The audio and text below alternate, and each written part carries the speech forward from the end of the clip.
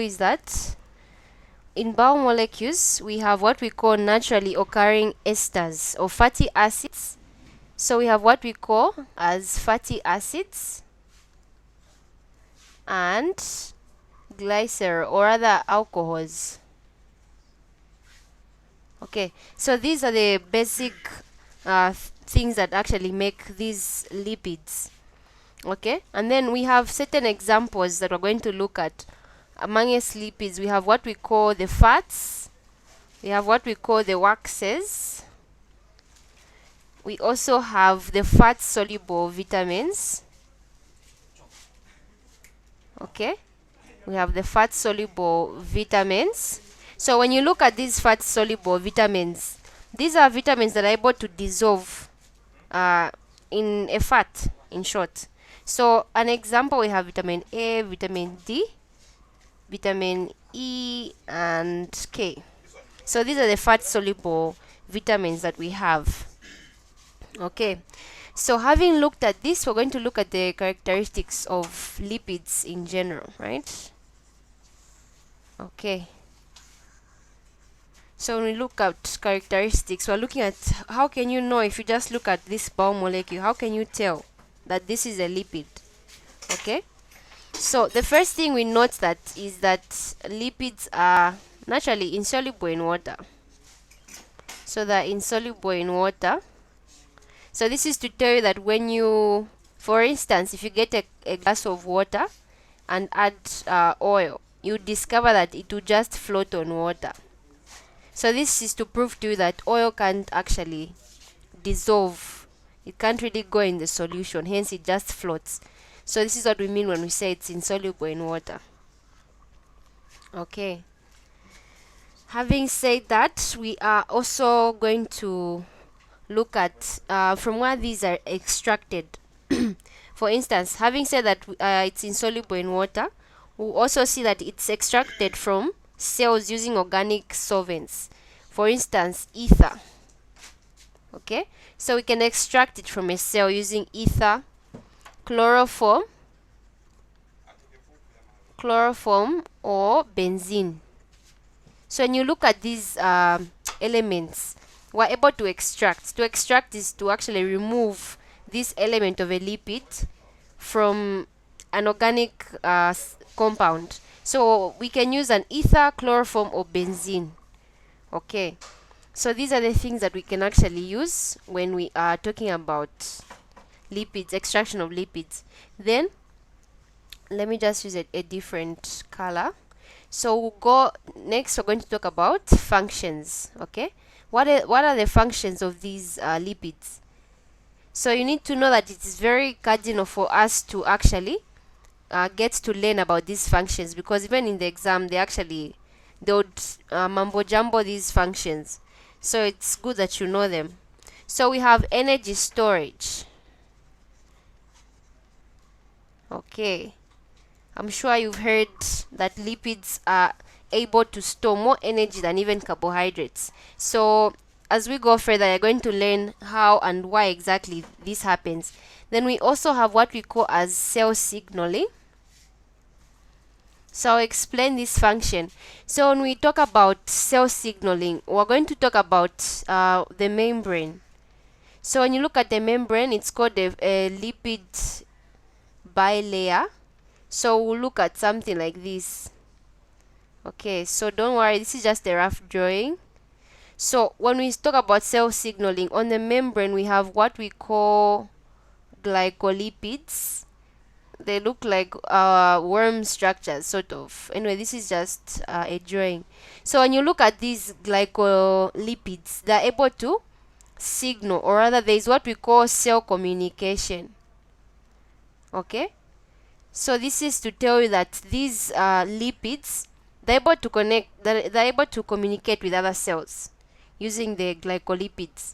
So when you hear glycolipids, this is to tell you that when a glucose is mixed with a lipid, the combination is what we're calling the glycolipid. Okay, so that's what we mean when we say cell signaling.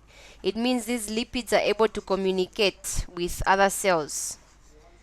All right, the third thing we're going to talk about is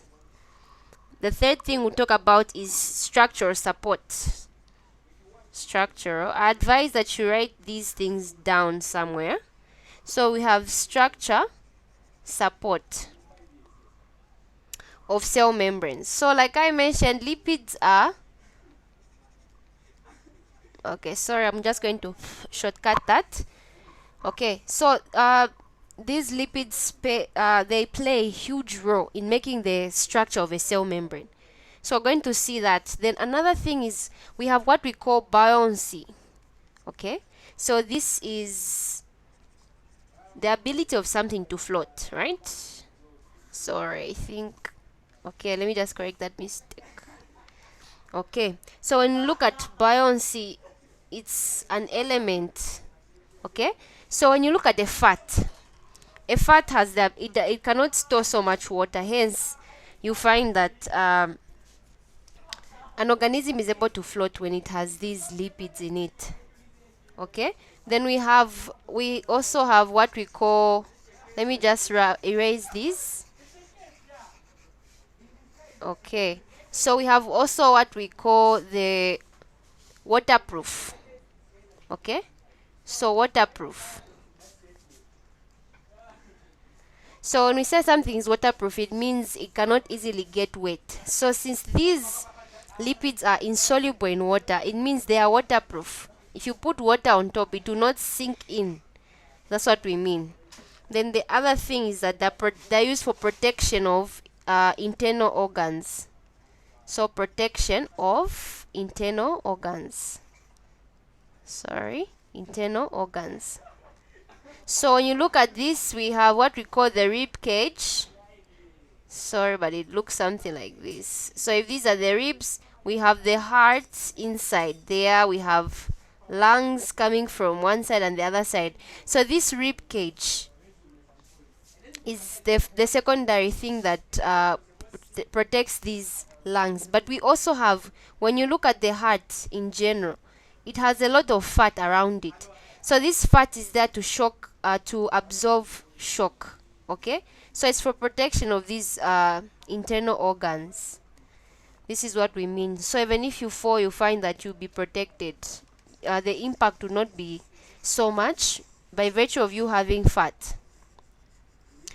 Okay, so let's now get into the deep stuff now. Now that we have spoken of the functions and the characteristics of lipids, we'll now look at what we call fatty acids. Okay, so our next subtitle is fatty acids. What exactly are these fatty acids that they are talking about? Okay, so a fatty acid is made out of a hydrocarbon. So it's made up of a hydrocarbon, okay, that terminates with a carboxylic group. Okay, so now when we talk about hydro, already from the word hydro, it means there is hydrogen. Okay, when we look at carbon, the carbon atom, so when we're talking of a hydrocarbon, it is this element. Okay, so this is a hydrocarbon. Sorry, there's H there. So hydrocarbon is a long chain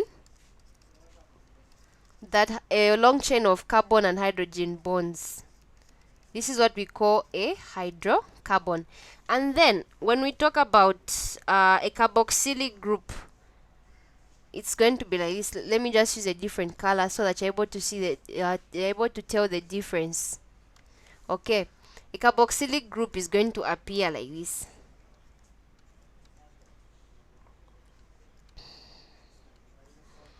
Okay, so this is what we call a carboxylic group.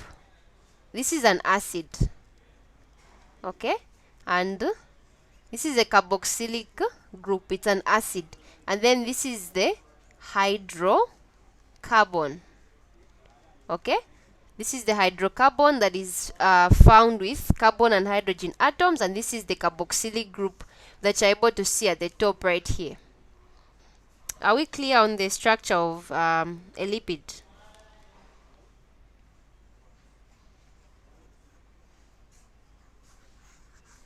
Okay.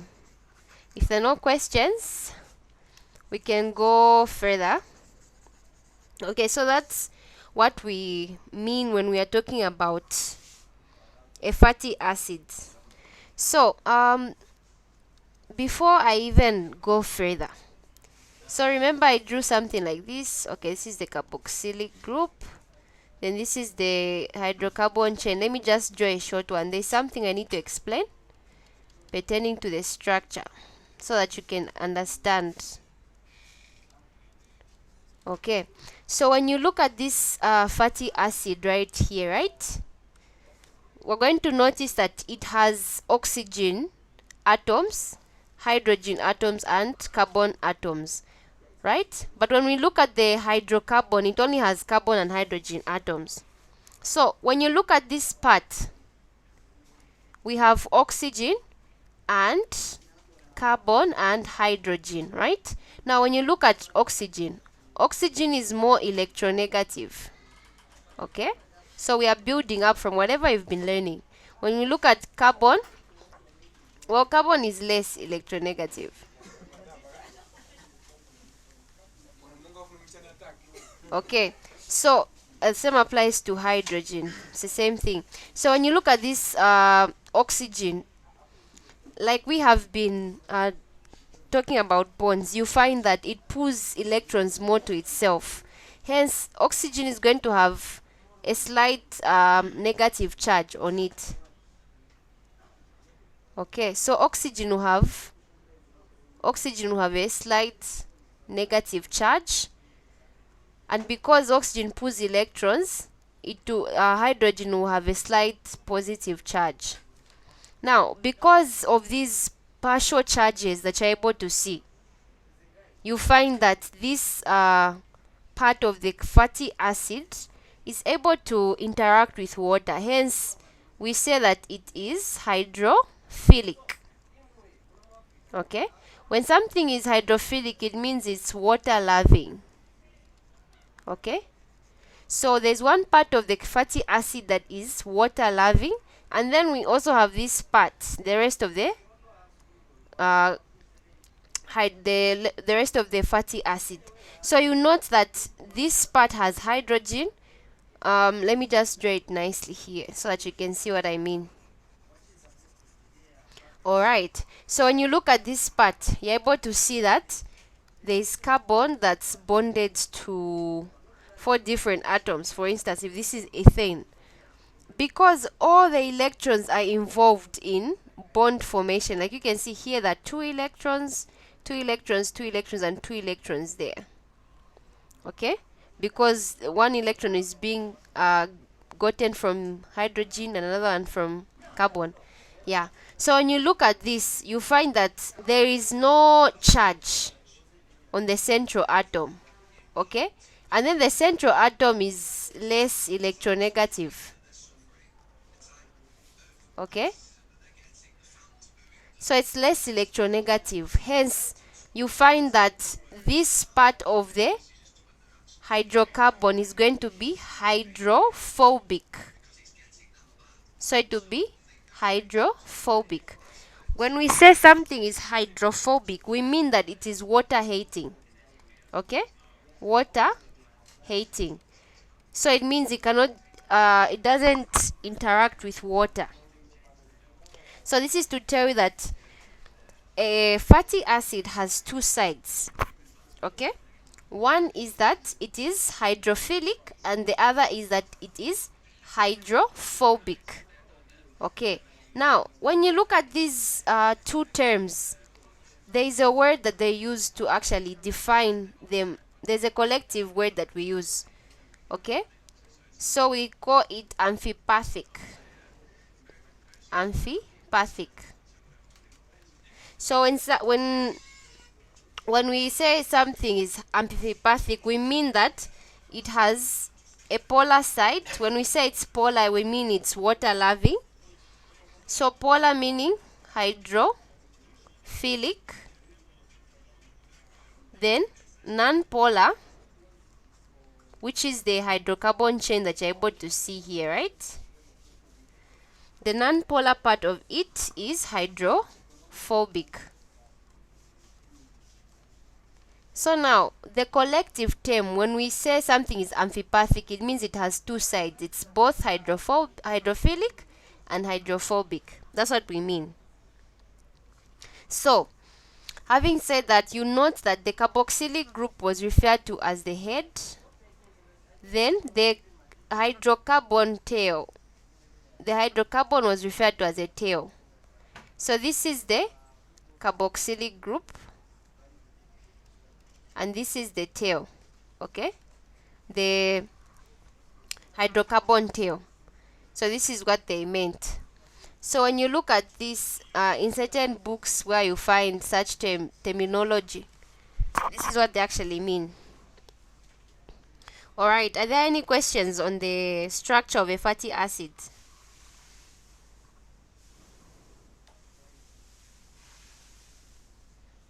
Okay. If there are no questions, we are going to talk about the two types of fatty acids that we have. Okay, so we have what we call one, saturated. We have saturated fatty acids. This is the first one that we have. Then the second one is what we call unsaturated. Unsaturated fatty acids. So, when you look at these two terms, we're going to start by first looking at what exactly are saturated fatty acids. Okay, let's use a different color on that one. So first start by looking at saturated fatty acids. Okay, so when you look at this saturated fatty acids, you note that these are fatty acids without any carbon to carbon double bond. Okay, so when we mean a carbon to carbon double bond, we mean this bond doesn't exist.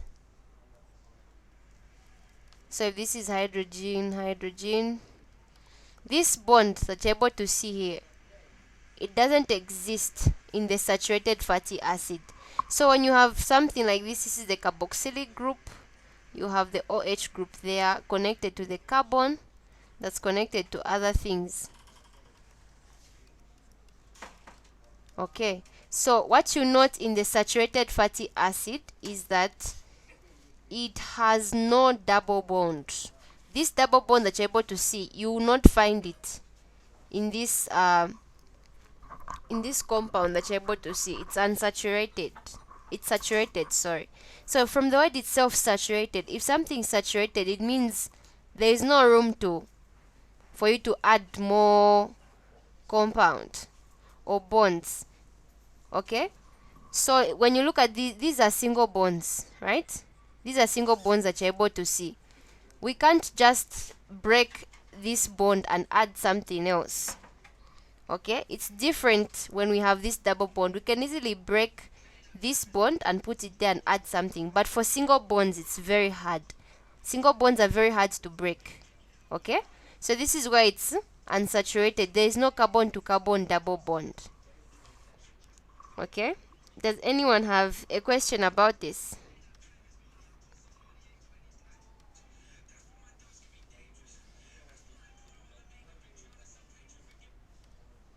Okay, if there are no questions, let's go straight into looking at the saturated. Okay, so we also have, the unsaturated. So if something is unsaturated, it means there is still room for you to add more.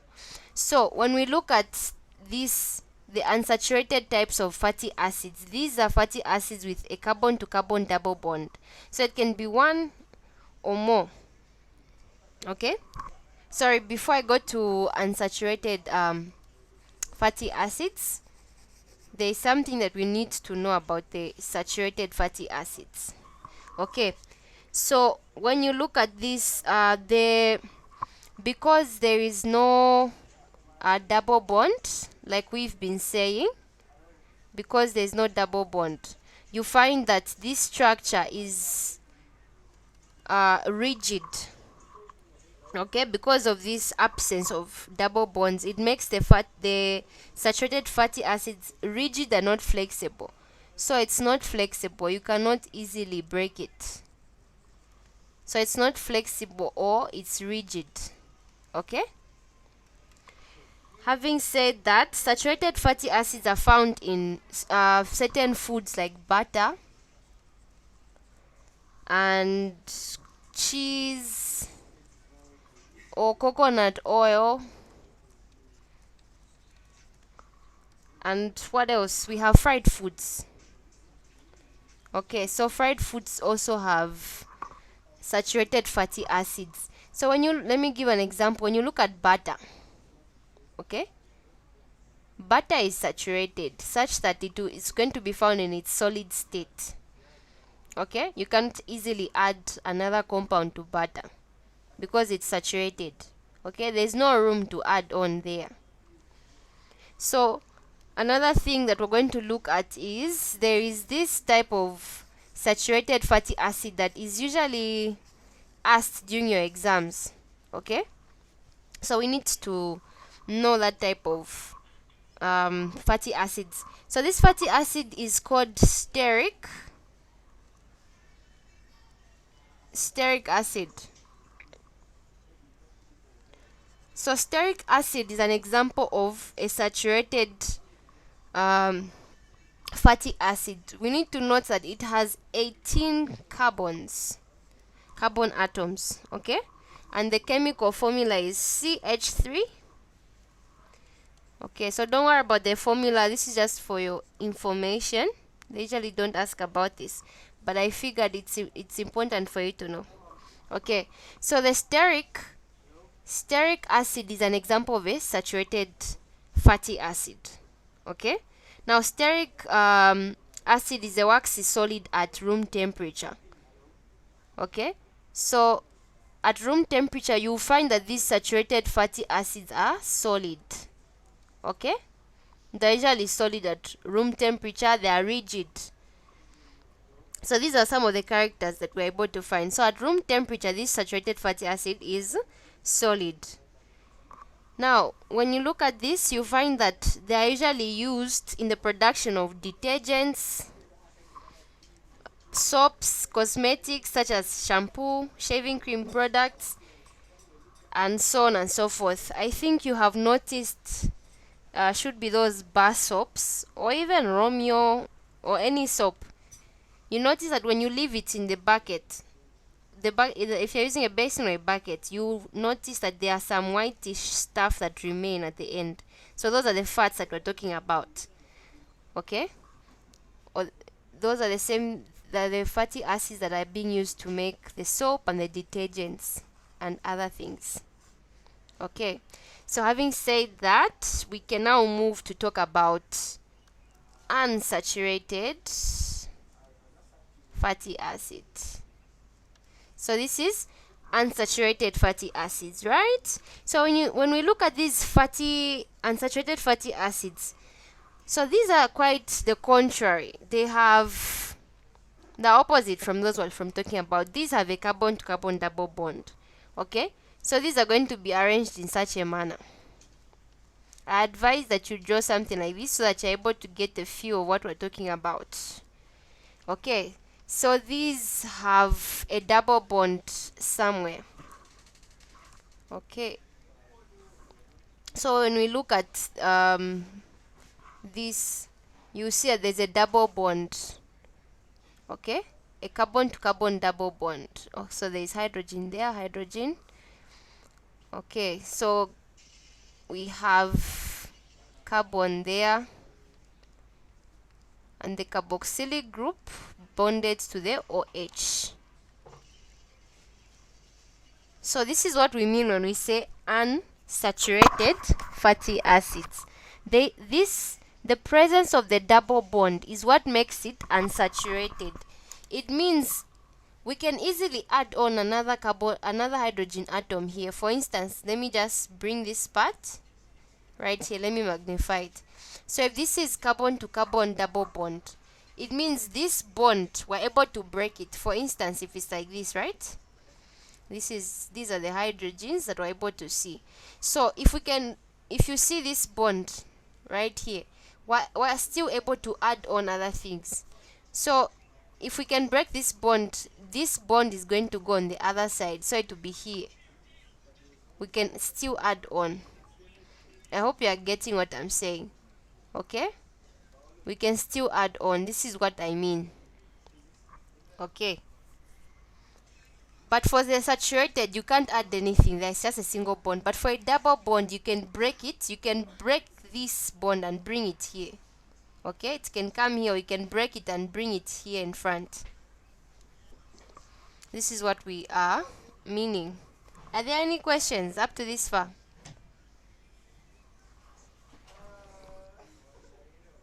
Hello?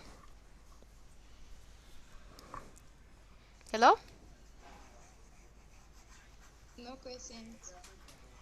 Okay, I'm glad you have understood. So the next thing that we're going to talk about is now that you know that these unsaturated fatty acids have a double bond in their structure, right? You're going to notice that when you're drawing it, it will have a kink. So if this is a diagrammatic way of drawing these fatty acids, so this is the carboxylic group double bonded to the oxygen and OH. So notice that there's a kink. What I mean by a kink is it's a bend. Okay, a kink means a bend. So this bend is this bend that you're able to see, because fatty acids are unsaturated fatty acids are, they have a double bond in the structure. It means they will bend somewhere in between. Like you even saw from our structure, we had carbon double bonded. You notice that there was a difference here, right? Before we came to the next. So this structure can actually have a kink. It can bend. Instead of it being straight, because of the double bond, it will appear like this. But if it was just a saturated fatty acid, it would have just been like this, in whatever way you draw it, but it will not have any bend anyway. This is what we're meaning. There will be no bend, or it will just appear like it's a zigzag. Okay, this is what they mean. If you find a structure like this, what they mean is that at every sharp end, have you seen this sharp end? Let me use a different color. At every end here, there's a carbon atom. So there's carbon 1, there's carbon here, there's another carbon. It's just that they don't show them. They just draw it like it's a structure. So the carbon's there.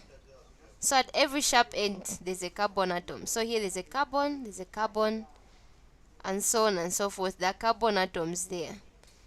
It's just a way in which you can draw a structure in a shortcut way, in short. Yes. Okay, so these unsaturated fatty acids have a kink in them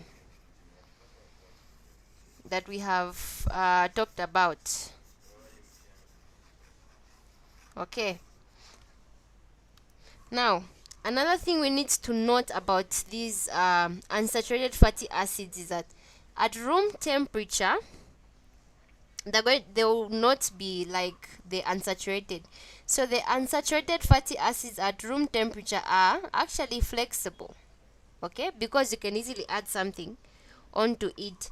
So they're a flexible fluid, unlike the other one which was found in solid state. They exist as a fluid under normal circumstances. And then we're going to also look at the melting point. So they have a low melting point.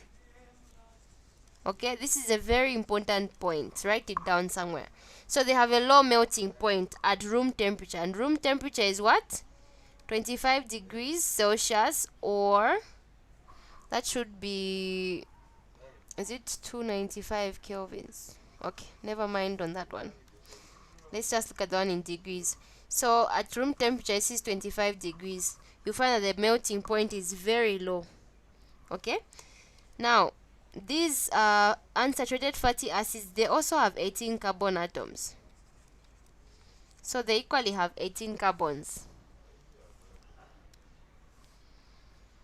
Okay, so they also have 18 carbons that we're able to see there. And then an example of these unsaturated fatty acid is oleic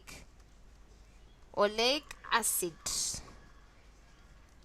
So please take note of this name. It's very important. Hint, it's very important. Okay, they usually ask in your exams about this unsaturated fatty acid. So oleic acid is a special type of unsaturated fatty acid. It has a double bond within its structure, and you can find it in certain foods. Let me just draw some examples of fatty acids. Let me outline. So we have sunflower oil, like you've seen. Could have been you bought Delight, but the natural oil that we have, it's supposed to be liquid at room temperature regardless whether it's cold, whether it's hot. Oil should always be a fluid because it's unsaturated. If you find that oil is solidifying, just know that it's a saturated oil and it's not healthy. So we also have soya bean. We have walnuts.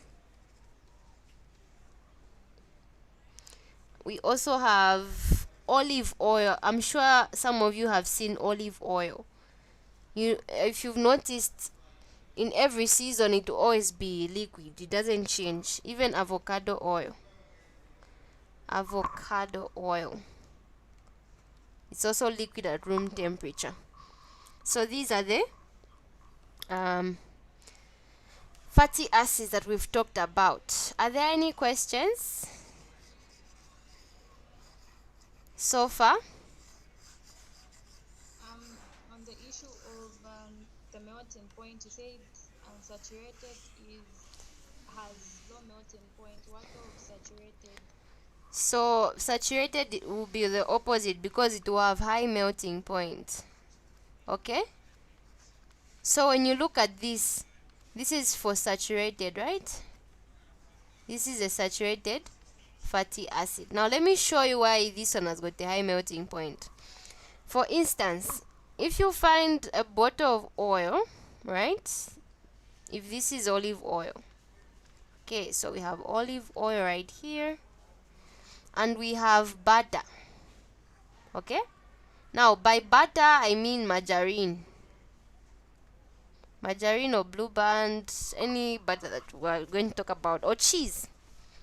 So you note that if we're going to apply a source of heat, okay, if this is a Bunsen burner, I want to apply heat, we are also applying heat somewhere here. Okay, which oil is going to melt faster?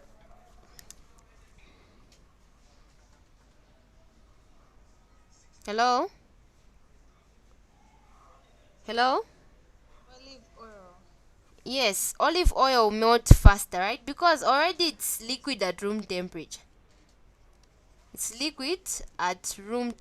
So at 25 degrees it's liquid. But how about the butter? It will melt, right? But at a very slow pace. So meaning it has a higher melting point because you need more heat to actually break those bonds. So it has high melting point. Okay, because if you have something like this, even from the structure you can tell that, okay, this molecule has a very high melting point, because the instance that we're using here is that for us to break this single bond that you're seeing here, it's very hard. You need to apply a lot of heat to break a single bond than it is to break a double bond. It is very easy to break this double bond because this bond can just come like this, isn't it? As compared to this single bond, that you're able to see. It's hard to break this bond as it is to break the double bond here. That's why unsaturated fatty acids have low melting point, but saturated fatty acids have high melting point. Are you clear on that one? Yes, thank you. Okay, you're welcome. Okay, just to test if you are listening. So what example did they give us under saturated fatty acids?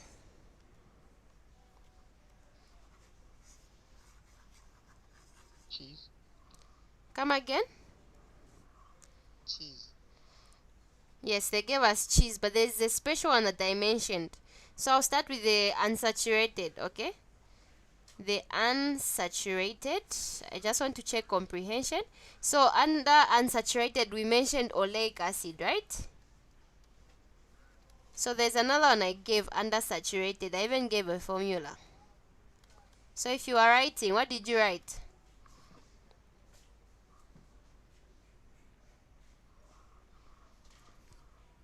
Hello? Steric acid.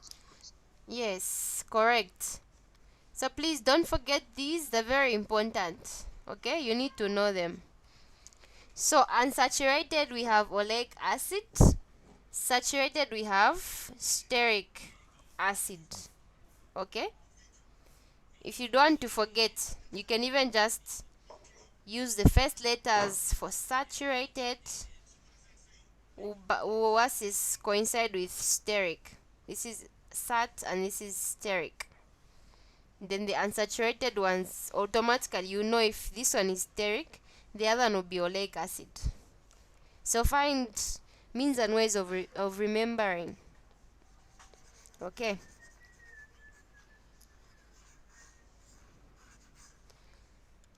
Alright, having said that,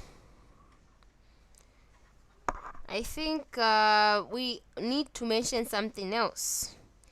We have what we call cis and trans isomers. Okay, so we have cis and trans isomers.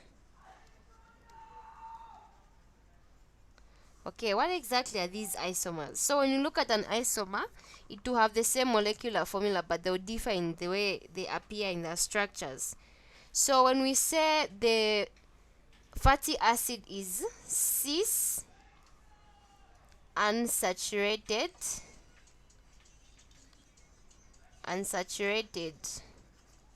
or trans unsaturated,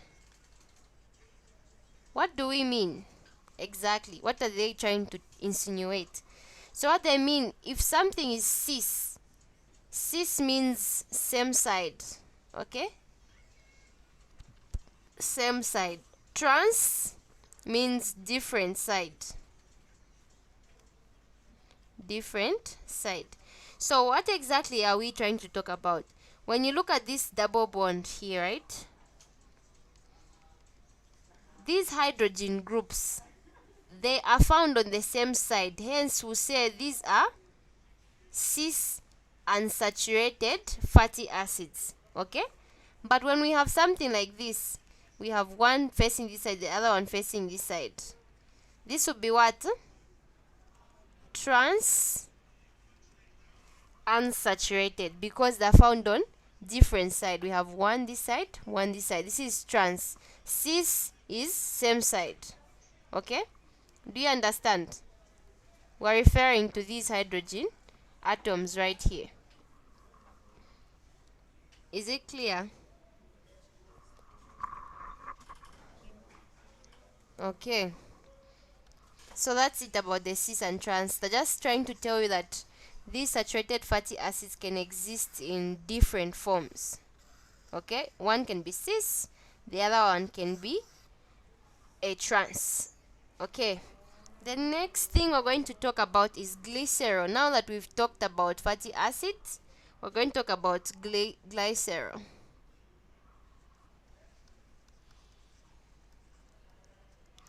Okay, so glycerol, some of you may have been thinking of glycerin. Well, yeah, on the right track.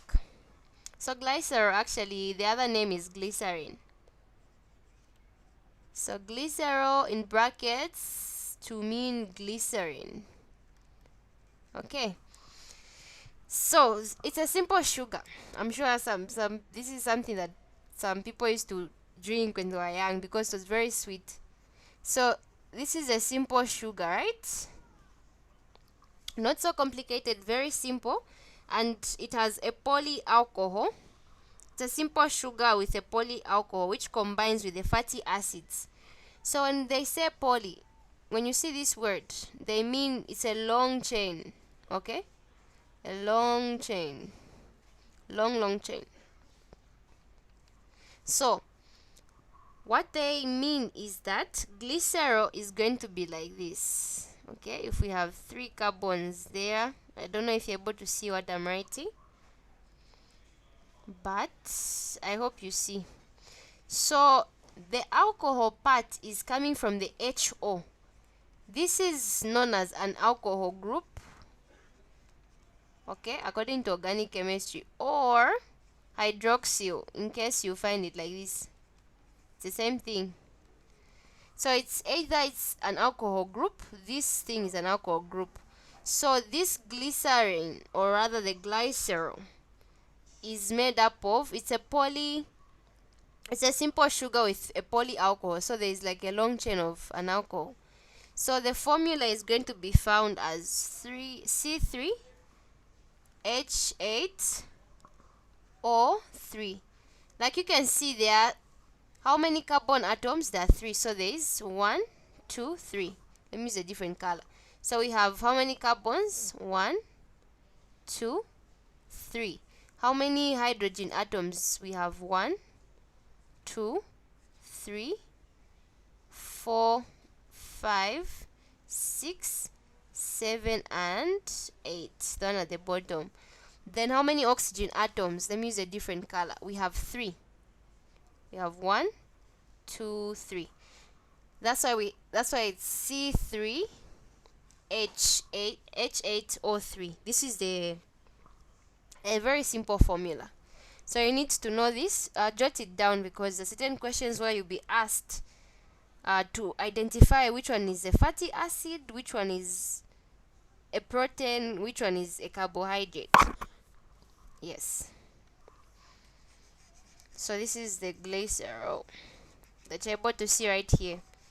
Now this glycerin or glycerol that we're talking about, we're going to see what exactly does it bind to. Okay, remember we said fatty acids will bind with what? With the glycerol to make a lipid. Okay, let's not drift from what we've been learning. A lipid is made up of what? A fatty acid, which were from learning, even the 2 types, fatty acid and glycerol. So we're just looking at them in depth.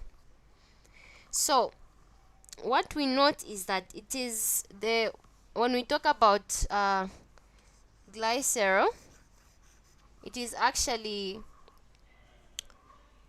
it's important in the compound. It's an important component in the natural lipids called glycerides. So you will find something written as glycerides. Okay, so these glycerides, they're called glycerides because they are esters of fatty acids and the OH group of glycerol.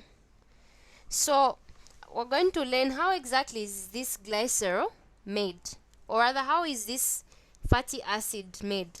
So we're going to see this. If this is glycerol, right? Glycerol has 3 carbons with OH groups. Okay, so this is the OH group. We have hydrogens over there. Okay, this is the alcohol, right? Let me write it down, the alcohol. Now, how exactly is it bonding with the fatty acid chain? Okay, so what you note is that it's going to combine. So say plus the OH. Remember, the fatty acid was made out of what? So to shortcut it, we'll just like decrease it. This is H31. Another one is here.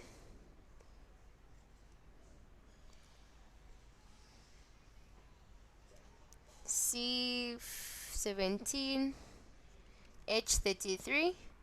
So this thing that I'm drawing here, don't be confused. I hope you know why I'm drawing this. So this is C17. This structure that you've seen here, it's the fatty acid. Okay, I've just shortcutted it. This is the carboxylic group, and this is the hydrocarbon that you're able to see. We've just shortcutted it. Okay, that's why we are writing it like that. So now the bond that is made between this alcohol and this fatty acid is what we are calling a glyceride. This word right here. So glyceride is a combination of an alcohol and a fatty acid. Okay, so when these two combine, before we go further, I would like to show you something. So of all the biomolecules you've been learning, these glycerides, they're the only biomolecules where you can't add more than 3 fatty acids to it, because remember, it is limited. Why is it limited? It's because the alcohol only has 3 alcohol groups, where these fatty acids that you can see, I would have drawn another one down. So this fatty acid, it can come and react with this only at this group. Okay, again another one can come react here and there. So meaning you can only have three reactions happen here. You can't go further than this, like carbohydrates, where you keep on adding more and more glucose monomers. It's different. Okay, so that's what we note. So now let me draw the structure where we are now combining the alcohol and the fatty acid. So please pay attention, because they do ask how exactly is this glyceride made. Okay, so the way in which it to be made is that we have C double bond O.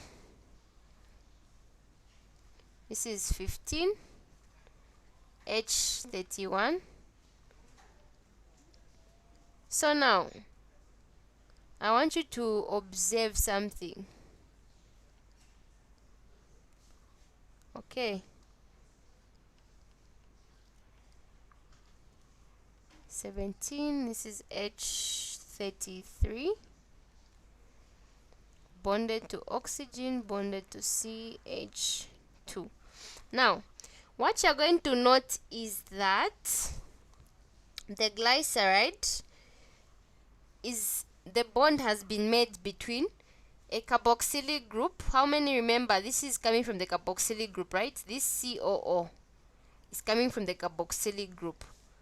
And then we have double bonded, there's a bond like this, right? So now what I want to show is that when you look at this bond, it's an ester group.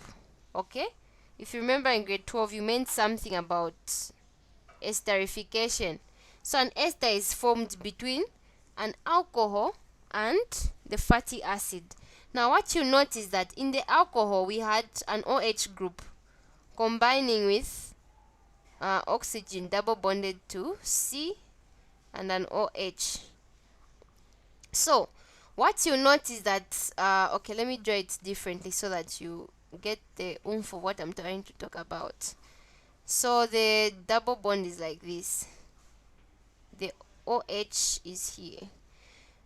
Okay, what you notice is that when these two combine, okay, this is coming from the alcohol. I hope you're able to connect with what I'm saying. This is the alcohol, right?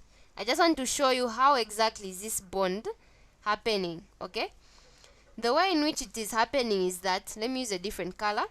So when we have a carboxylic group here, C15H31, How it's happening is that the OH group of the carboxylic group combines with the hydrogen group of the glycerol.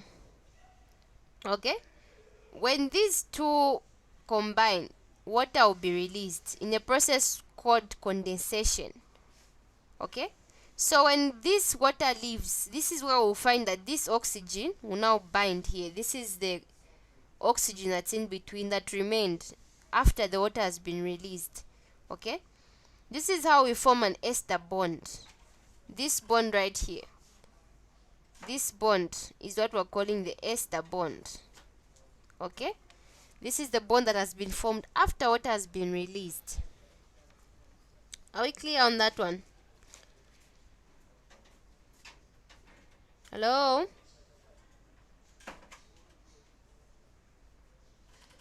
No, you can just repeat. Okay, so let me just repeat.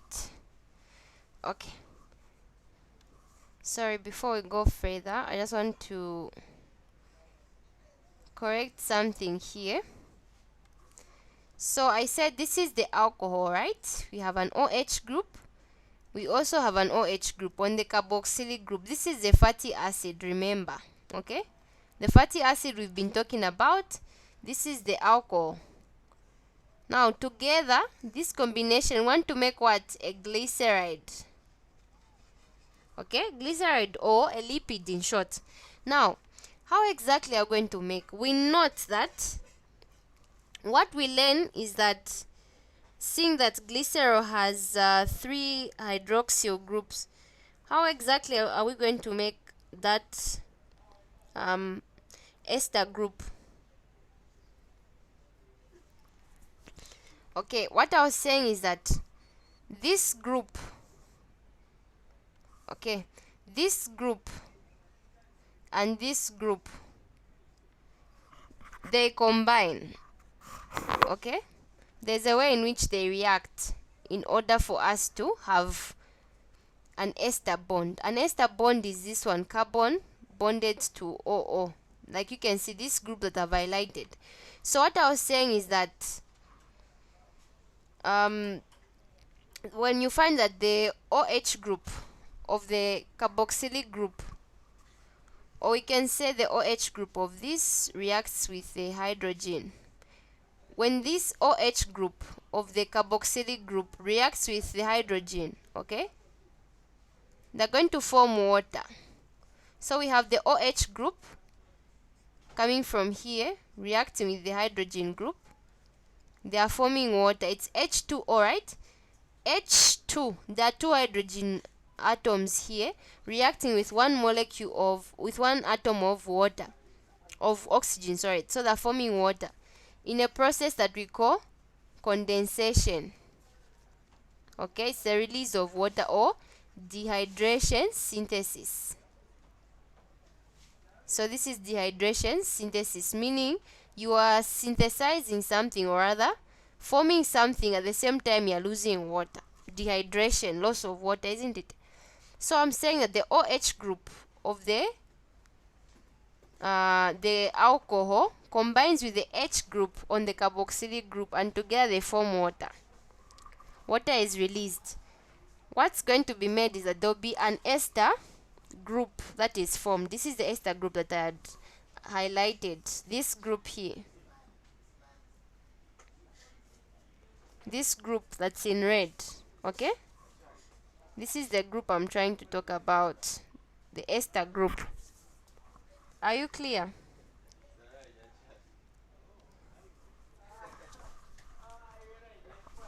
Hello? Hello? Are you there? Yes, it's clear now. Thank you.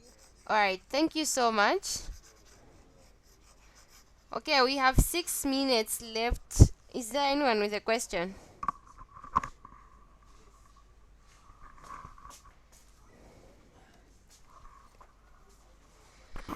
Do you have any questions on the structure?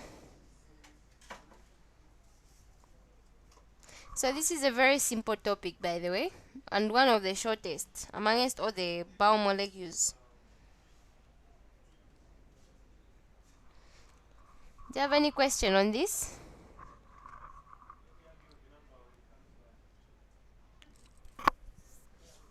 Hello?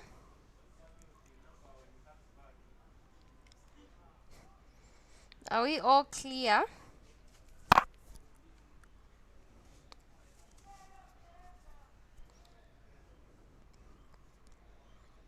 Yes, it's clear. Okay. Okay, let's see if we can still do something with the remaining minutes. Okay, so that's it about the glycerides. Okay, the other part, we'll come look at it the next time that we meet, which is tomorrow. Okay, so the other part, I want you to look at, let me just end the meeting, not the meeting, sorry, the recording.